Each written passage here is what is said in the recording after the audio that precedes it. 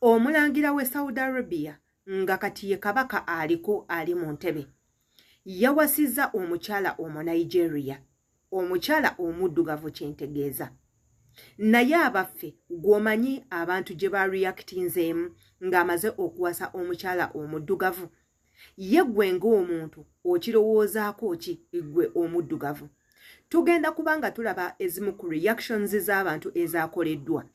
oluvannyuma lwa kabaka ono okuwasa omukyala omuddugavu ate nga ffenna tubadde tukimanyi nti mu nsi ey'obuwalabu tekikkirizika oba tekikkirizibwa kuwasa mukyala muddugavu tebakkiriza muntu kuwasa omuntu waabwe kuwasa omuntu omweboolereze mu kkala kye tugamba omuddugavu omweboolereze mu langi eyaabwe yenze Sheila Adita bw'oba obadde tunaba subscribinga ku YouTube channel yange ogenda kubanga osuwa obutambi bungi nnyo nga bwe buti jangu otwegateko ng'okwata ku kadde buli video yonna gye tuteekayo esobola okutuukako bulungi nnyo commentinga tumanye endowooza yo gwe ng'alabye akatambi njagala tugendeko muzimu ku reactions ezaakoleddwa ate era tukomewo tufundikira akatambi kaffe bakadama mwenna mumpa amatu breaking news baana mmwe muli mu Saudi eyo muteredde naye Prince Mohammed agenda kuwasa omukazi omu Nigeria mufulo ow'e11 nga muli eyo mutunula abawala Abannayuganda mwe mukyasinza okukola mu biyumba by'abawalabu bano Abannayuganda twegulira erinnya mu kuweereza abantu bano naye muyinza muti okugumiikiriza ekyo ekintu omukazi omu Nigeria n'avaawo n'omusajja nga musobolerako ddala kwetega baba mwetege singa kati kino ekitibwa ffe tugenda okitwala naye omuwala omu Nigeria nga Abannayuganda ffe tukyasinza okukola mu biyumba tewali Munnayuganda akolako mu kiyumba kya gundi kya Royal Palace y'egundi y'aba abawalabu maswali la haula baana mmwe bakadama Abannayuganda bali mu biyumba by'e Saudi wabanga waliwo ali mu kiyumba kino ekya Royal Palace y'e Saudi wetege va what list ne king ezo nno ze zimu ku reactions ezaakoleddwa mu ggwanga lino eryaffe erya Uganda Omunnayuganda bwe yavuddeyo n'agamba kabaka okuwasa Omunigeria lwaki teyawasizaamu Munnayuganda ate nga ffenna tukimanyi era yayogedde ensonga ezisukka 5 lwaki Abannayuganda temusobodde ku representinga Uganda mu ggwanga erya Saudi Arabia ffenna tubadde tukimanyi nti nno Abawarabu tebawasa bakazi baddugavu naye kabaka ono kennyini yavaayo n'agamba nti nno kati akkiriza omuntu yenna omusaudiya okuwasa omuntu omuddugavu gw'aba asiimye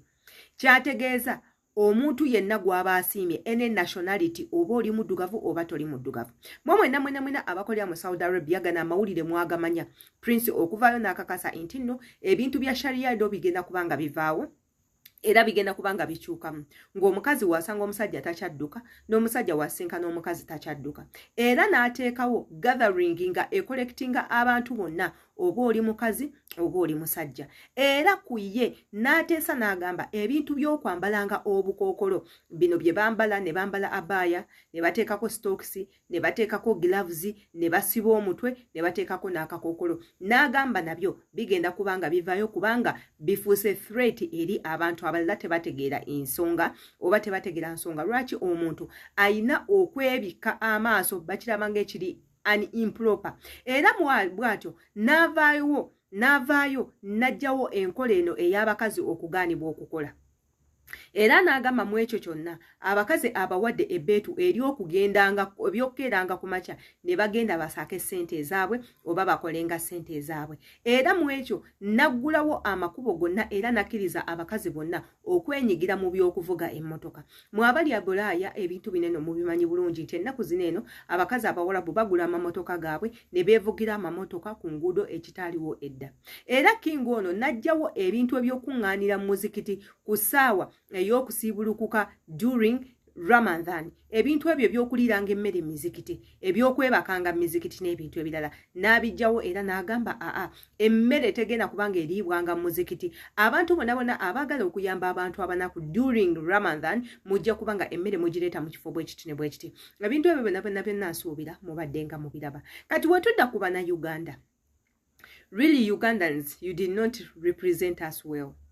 mwe mukola ebintu eby'ekisiru ffe tukola ebintu ebitalina makulu, yeffe tuvuma abantu, yeffe twebamba, yeffe abatalina mpisa, yeffe tulwana. Kaakati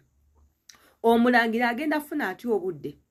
obutwegomba nga naffe kennyini tulemeddwa okwegomba. Tulemeddwa okubeera mu mbeera omuntu gy'alina okubeeramu. Tubeera mu mbeera ey'ebisolosolo. Kyova olaba ffe tatulonzeeyo n'alondayo omukazi Omunigeria. Not that nti omukazi Omunigeria yasinga obulungi. No, njagala okubategeeza my beautiful sisters, nammwe muli bakyala balungi. Whatever you have, she has it. Whatever she has, you also have it. Naye teyasobodde kulonda muffe ekyaleetedde nationalities endala zonna okutandika okuyomba. Sinnaba